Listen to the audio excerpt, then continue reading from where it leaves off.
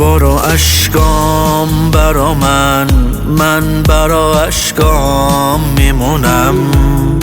جاتم اصلا خالی نیست با این که تنها میمونم. حیف از اون روزای خوبی که برات ساخته بودم.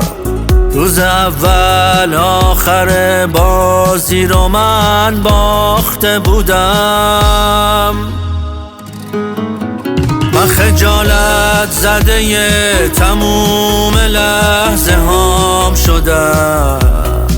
من همون اسیر و زندونی تو رها شدم. باید از اول خط شروع کنم آخر عمر. منو باش به پای لحظه های